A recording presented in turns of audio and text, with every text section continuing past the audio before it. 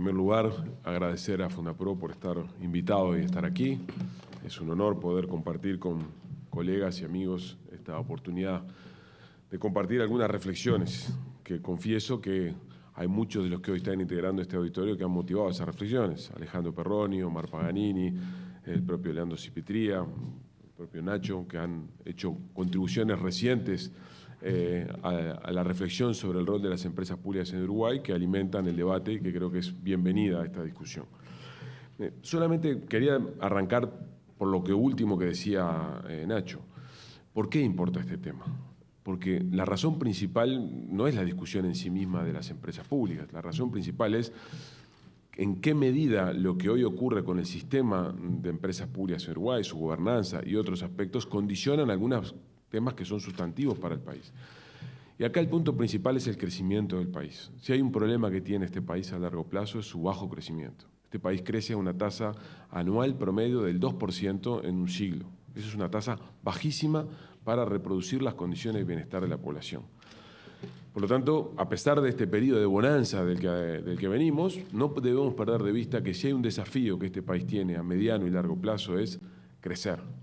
Y crecer supone tener asignación eficiente de recursos y estar en las mejores condiciones de insertarse en la economía internacional porque somos un país muy pequeño. Y las empresas públicas están en el corazón de ese problema, porque las empresas públicas por tamaño, por los ámbitos de competencia que tienen, son cruciales, ya sea para restringir la oferta, esto es la energía, esto es los puertos, esto es las telecomunicaciones, y están en condiciones al mismo tiempo de ser los innovadores, están en la frontera de la innovación, de la incorporación tecnológica, entre otras cosas porque son las únicas corporaciones de Uruguay que tienen dimensiones que se parecen, no digo una compañía internacional, pero que se parecen a lo que es una compañía de tipo regional. Entonces, el sistema de empresas públicas es crucial para uno de los desafíos más grandes que tiene este país, que es sostener el crecimiento para poder hacer que un Estado, una sociedad preocupada por la distribución del ingreso, permita que efectivamente esas condiciones de mejora de la prosperidad se distribuyan de manera equitativa, pero la condición básica es crecer. Entonces, dicho eso, lo primero que me gustaría resumir, tengo varias, voy a dividir mi presentación en tres partes. La primera es tres cosas relativas a la particularidad del sistema de empresas públicas uruguayo. La segunda, algunos problemas de las empresas públicas uruguayas. Y me quiero concentrar en la tercera parte, que es algunas ideas, muchas de las cuales se han manejado aquí, pero quiero agregar algunas en relación a cómo mejorar el sistema, ¿no? Lo primero, algunas cosas que dijo recién Nacho y que creo que otros anteriores participantes sugirieron. Uruguay tiene un sistema de empresas públicas que diverge del planeta. Hablen con cualquier persona que entienda de esto y hay que explicar qué es lo que tenemos. No tenemos un sistema de empresas públicas, tenemos una cosa extraña. Por eso el título me pareció bastante atinado. Son administraciones. Eso es producto de la larga tradición uruguaya, pero fíjense que ni siquiera existe un marco jurídico común, un marco legal común para ellas. Solamente en la Constitución de la República, algunos artículos refieren a algunos lineamientos generales. O sea que no solamente no hay un marco legal común, sino que en el único lugar donde uno encuentra un marco legal común es en la Constitución de la República. Extrañeza. Constitución de la República, marco legal común para empresas públicas, una cosa rara. Y además las cosas que están definidas en la Constitución de la República son de tipo muy genérica, cómo se crean, cómo se descrean, digamos, cómo se cierran, cómo se nombran los directorios, cuánto tiempo duran, cosas de naturaleza muy genérica. O sea, el primer problema es, lo que primero llama la atención, que es una particularidad del caso uruguayo, es las empresas públicas están integradas en la Constitución. Lo segundo que se ha dicho acá, tenemos un modelo de gobernanza híbrido. Eso no es tan infrecuente, es verdad que no es tan infrecuente en el mundo, países como Chile también lo tienen, híbrido en el sentido que no está claramente definido la propiedad y que la comparten varios agentes. Pero las funciones relativas a la propiedad en Uruguay están divididas de la Presidencia de la República, ejercida por la OPP, el Ministerio Sectorial y algunas cosas que Nacho señalaba respecto de la propia empresa pública. O sea, no solamente el modelo es híbrido, sino que es altamente fragmentado, algo sobre lo que voy a volver enseguida. Además, el marco legal es muy disperso. Yo solamente les hago dos comentarios que me llamaron mucho la atención con la doctora Cristina Vázquez, que me ayudó un poco a reflexionar algunas de estas cosas, que es miembro del estudio, me señalaba. En el artículo 20 de la Ley Orgánica de UTE se establece que UTE tiene posibilidades de ofrecer garantía soberana. Busquen en ANCAP dónde está ese mismo artículo y no está. Por lo tanto, cuando hay una operación como la de Gas Sayago, el artículo que se declara y que de alguna forma ofrece garantías al contratante, le transfiere a UTE toda la responsabilidad sobre sus espaldas de ofrecer garantía soberana, porque el marco jurídico es muy diverso entre UTE y Antel, entre UTE y ANCAP, y acá solamente estoy poniendo un ejemplo, hay otra serie de ejemplos que se pueden traer. Después, cuando accedí casualmente, precisamente gracias a la doctora Cristina Vázquez, al proyecto de ley de constitución de la Administración Nacional de Hidrocarburos, y tal y como está redactado el artículo, es ambiguo respecto a la posibilidad de estarse creando allí una tercera figura. Nosotros tenemos servicios descentralizados, tenemos entes autónomos y tenemos sociedades de derecho público no estatal. Pero ¿cómo está redactado el artículo? Podría estar dando lugar a una sociedad que no es un ente autónomo, no es un servicio descentralizado, pero tampoco es no estatal, porque se establece específicamente que es no estatal. O sea que el propio marco jurídico que estamos discutiendo hoy estaría incursionando en una fragmentación adicional. Por lo tanto, es una reflexión de precaución, porque si un problema tenemos es la dispersión, por lo tanto, tratemos de evitar mayores problemas hacia adelante. Sin embargo, dicho todo eso, desde el punto de vista reputacional y desde el punto de vista de la credibilidad, nuestro sistema de empresas públicas no presenta un gran problema, al menos hasta ahora. Para la población en su conjunto, y comparen con otros países de la región, lo que ocurría hasta los años 90, la eficacia en cuanto a la prestación de servicios no ha significado, la eficacia, no estoy hablando de la eficiencia, estoy hablando estrictamente del cumplimiento del ofrecimiento de los servicios y bienes que tienen encomendados, no constituyen un motivo de controversia pública, hasta ahora. Pues seguramente lo que hemos asistido en los últimos 2 años es a una discusión bien interesante respecto a este tema. Pero eso quiere decir que, de alguna manera, la credibilidad del sistema descansa en buena medida en quien lo está soportando, que es la credibilidad del sistema político. Al final del día, parte del problema que tenemos aquí es que nuestro sistema político está muy metido en el sistema de empresas públicas, porque son administraciones, y en realidad el sistema no goza de mala reputación porque el sistema político está metido en el medio, pero en realidad tenemos claro todos que deberíamos proponer a una separación de esas dos funciones. Dicho eso, respecto de las particularidades, solamente quería hacer algunos comentarios respecto de algunos problemas manifiestos de las empresas públicas. El primero es, y aquí ha sido aludido en la mañana en varias oportunidades, está altamente fragmentado. Fíjense que el ministerio sectorial correspondiente fija los lineamientos, el MEF fija las directrices presupuestales y hace el control financiero mensual.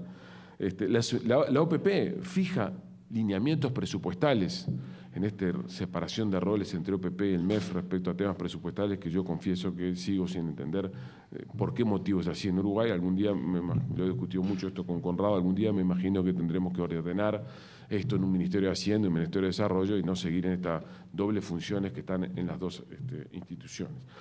Pero además están los reguladores, que en su momento fueron empoderados, en la década del 90, después fueron desempoderados, pero que en realidad ni cuando estaban empoderados tenían ninguna capacidad de ejercer su función de contralor y de garantía de suministro y de precios y demás. O sea que tenemos un sistema en el que conviven muchos jugadores que tienen opinión al respecto, pero que en realidad eso contribuye a una dispersión y a una falta de control que es parte de los problemas que discutimos hoy, porque el exceso de dispersión, el exceso de responsabilidades diluye la responsabilidad, al final no sabemos quién tiene que velar por qué y quién tiene la responsabilidad por qué, porque la responsabilidad está diluida. El segundo problema problema que tenemos aquí, impide una coordinación adecuada al interior de la gestión económica del país. Las empresas públicas en Uruguay juegan un papel de instrumento de la política macroeconómica. Cuando uno cuenta esto en el exterior, nadie lo puede creer. Cuando un mes se complica y el nivel de precios se me acerca a un límite de rango superior, alguien decide que la tarifa pública X se posterga. No lo decide el miembro del ente autónomo, lo decide el Ministerio de Economía, que negocia con el miembro del ente autónomo cuando puede, cuando no ocurre lo que ocurría en la administración anterior, donde estas cosas fueron más difíciles, pero pone el tema sobre la mesa. O sea que, y cuando hay un problema fiscal, a la empresa pública se le pide que contribuya a resolver el problema fiscal. O sea que nada más alejado de un objetivo empresarial que cumplir con el rol de estabilización de precios o con el rol de estabilidad fiscal. Entonces, nuestro sistema de empresas públicas es tan complejo y tan extraño que en realidad sigue siendo un instrumento para la estabilidad macro, una vieja herencia de un país inestable como el que tuvo Uruguay durante décadas, pero que en un país que luce más estable, por lo menos de los años de la salida de la última crisis a hoy, no tiene mucho sentido que este arreglo institucional tenga. Es cierto, en esto los economistas estamos todos de acuerdo cuando estamos de este lado del mostrador. Los que conozco que han pasado al otro lado del mostrador, cuando llegan, dicen, todo muy lindo lo que hemos dicho durante mucho tiempo, pero yo tengo que cerrar la caja a fin de mes, tengo el problema de inflación y esto no es un problema para ahora. Y eso nos lleva a uno de los temas finales que voy a considerar, que son los temas de economía política, de los cambios que están aquí. Pero además, el tercer punto que quiero enfatizar en materia de problemas, alienta incentivos perversos, porque como fue señalado aquí, cuando operan bajo derecho público, todas las restricciones que tienen que ver con las contrataciones, lo que es la compra o la relación con proveedores, la contratación de recursos humanos, genera restricciones de todo tipo. Resultado de los últimos años, y no de una administración, de muchas administraciones, diría de la mayoría de la salida de la dictadura a la fecha, lo que buscan es una salida en el derecho privado, lo cual introduce otro problema, como señala bien el libro blanco de la gente de la Universidad Católica, que dificultan los problemas de control y los problemas de supervisión. Hay pasivos contingentes, seguramente alojados en algún lugar, que no tenemos bien mapeados porque la contabilidad pública no los tiene bien registrados porque están metidos dentro de las sociedades anónimas. Y esto es un problema, o sea, un problema que nos genera la restricción del derecho administrativo, lo solucionamos con una solución de parche, que es ir por la sociedad anónima, pero nos genera a mediano plazo un bolsón importante por falta de control y eventualmente acumulación de pasivos contingentes, que en general, como el sistema político uruguayo funciona razonablemente bien con procesos de contrapesos, no son explosivos. Pero esto en otras latitudes, les confieso que sería extraordinariamente mucho más delicado de lo que es en Uruguay. Por lo tanto, termino enfatizando algunas cosas respecto de que, bueno, con este diagnóstico, cuáles son algunas recomendaciones que a uno se le ocurren o que han estado dando vueltas por aquí por varios otros colegas que las han estado planteando. La primera, necesitamos racionalizar, simplificar y sistematizar la normativa. Esto debería dar claridad, certeza jurídica y tener un cuerpo legal destinado a unir en un solo marco donde están las regulaciones de tipo general. Hoy tenemos la Constitución, tenemos las cartas orgánicas. Para cualquier persona que tenga que contratar, relacionarse con una entidad pública, las certezas jurídicas son difusas y no son fáciles de encontrar. Es necesario tener un cuerpo jurídico homogéneo. Segundo, tenemos que tener marcos legales flexibles. Es natural, lógico y conveniente que las empresas públicas puedan trazar alianzas estratégicas con corporaciones internacionales, que puedan tener más flexibilidad para comercializar, que puedan eventualmente ingresar en procesos de fusiones y adquisiciones de terceras compañías. Esto requiere un marco legal flexible que permita jugar este partido y no el marco legal que hoy es bastante rígido. Es necesario, como fue señalado toda la mañana, separar y clarificar los roles. Hay alguien que fija las directrices de política económica, es de la política sectorial, eso es indelegable, es eso el ministerio sectorial, es el poder ejecutivo el que establece la política energética. Hay alguien que ejecuta y que provee los servicios y los bienes en el marco de esos lineamientos generales, ese es el ente, esa es la empresa, y hay alguien que regula que los servicios están prestados en condiciones de calidad suficientes y en condiciones de precios, como recién señalaba Abreu, el doctor Tierno y también señalaba Cáceres hace unos momentos. Alguien tiene que velar porque las condiciones de precios también sean bien veladas. Y eso es el regulador, pero tiene que estar dotado y empoderado con recursos humanos, con capital y con capacidad efectivamente de sanción y de injerencia sobre el rol de las empresas públicas, algo que nunca ocurrió. Es verdad que las administraciones del Frente Amplio desandaron el camino de las regulaciones, pero aún en las administraciones anteriores los entes reguladores no tenían el poder suficiente como para jugar este partido. Hemos hablado aquí esta mañana en varias oportunidades del tema de holding. Yo creo que esto es muy importante por todo lo que se señaló, pero también por lo siguiente. Alguien debe fijar cuál es la política de dividendos, la política de financiamiento y la política de inversiones. Venimos de una etapa en la cual muchos de los proyectos que se ejecutaron, en mi opinión, esta es una opinión personal, fueron ejecutados porque había condiciones financieras muy laxas. Cuando las tasas de interés son muy bajas, todos los proyectos se vuelven rentables. ¿Quién es el que vela por la estabilidad financiera intertemporal? ¿Quién es el que mira 10 años plazo y dice, no, con estas tasas de interés es que cualquier cosa se puede financiar? Y por lo tanto, proyectos que caen hoy como elegibles no lo serían en condiciones normales. Bueno, esa función no la tiene nadie en la administración uruguaya. La tiene veladamente el Ministerio de Economía y Finanzas, que cuando no tiene el poder suficiente, como ocurrió en la administración anterior, ocurren cosas de desviaciones como las que acabamos de observar. Ese es un problema importante. Alguien tiene que dar las típicas funciones que cualquier manual de corporación, de corporativo establece. Alguien debe velar por la política de dividendos, esto es cuántos recursos se le transfiere al Estado, cuál es tu política de inversiones y cuál es tu política de financiamiento para esas inversiones. Porque al final del día de lo que se trata es que hay un contrato social entre el Poder Ejecutivo y la Administración. El Poder Ejecutivo es el representante del accionista, del propietario, y es el que le tiene que establecer unas políticas de dividendos. Decirle, yo quiero que me transfieras a lo largo del tiempo X cantidad de plata. Luego tú tenés libertad para perseguir esos objetivos en el marco de la orientación general de la política. Y yo te voy a evaluar ex post porque vos me hayas transferido eso y podrás explicarme si no alcanzaste ese nivel de dividendos, por qué razón lo hiciste. Lo que no puede ocurrir es que tu política tarifaria y tu política de inversiones estén sistemáticamente condicionadas por el resultado fiscal y no por permitirle un horizonte de mediano plazo para que la empresa se opere como efectivamente una empresa debe hacer. Tiempo. Ya estoy, 2 minutos. Perdón. Creo que es necesario promover la transparencia y la especialización, y eso requiere, en mi opinión, sobre todo empoderar a los órganos reguladores, eventualmente promover la búsqueda de financiamiento en el mercado de capitales. No estoy hablando de la apertura del paquete accionario, yo creo que sería una cuestión interesante, sé que es muy complejo, pero la búsqueda de financiamiento, solamente la búsqueda de financiamiento, obliga a adoptar estándares de gobierno corporativo y de transparencia que implican avances. Por lo tanto, el solo hecho de que una empresa pública vaya al mercado financiero, como lo han estado de manera creciente, sobre todo UTE haciéndolo, creo que es algo muy positivo. Creo que hay que profesionalizar la conducción y la supervisión de la dirección. Esto está claramente descrito en el libro blanco de la Universidad Católica, y recién el ingeniero Tierno lo ponía sobre la mesa. Creo que, finalmente, el último comentario, creo que debemos aprovechar esto para resolver un problema que tiene la contabilidad pública en Uruguay. Nosotros seguimos teniendo de uso el manual de contabilidad pública del Fondo Monetario del año 86. Bajo ese manual, las inversiones, si bien las empresas públicas tienen contabilidad patrimonial, tienen contabilidad que usa el criterio de devengado, cuando se consolida el resultado a nivel del conjunto del sector público, las inversiones realizadas en el año corriente son consideradas en base caja.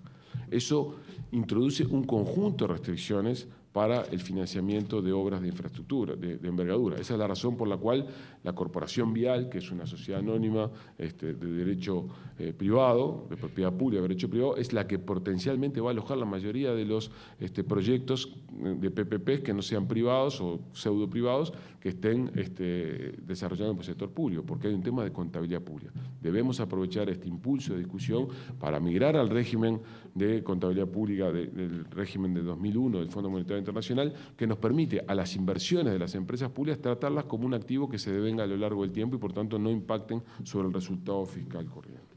Último comentario. El principal problema de todo esto, seguramente estemos muchos de los que estamos aquí de acuerdo y seguramente se tracen consensos sobre qué habría que hacer o sobre qué no habría que hacer.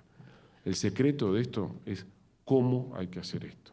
Porque aquí hay muchísimos intereses creados, legítimos, no ilegítimos, que van a oponerse a una reforma de esta envergadura.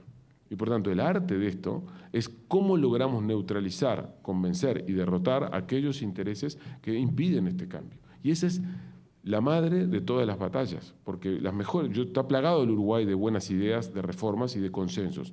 Lo que no está plagado es de ideas de cómo se hacen y cómo se ejecutan estas cosas. Y por lo tanto, invito a los colegas y a Fundapro a reflexionar o a incentivarnos a todos nosotros a que reflexionemos sobre las medidas de economía política, porque aquí no es solamente los sindicatos los que se van a oponer legítimamente a una modificación del statu quo porque están cómodos, también es el Ministerio de Economía y Finanzas, que cuando hay una reforma de este tipo, lo que va a decir, me está sacando la caja.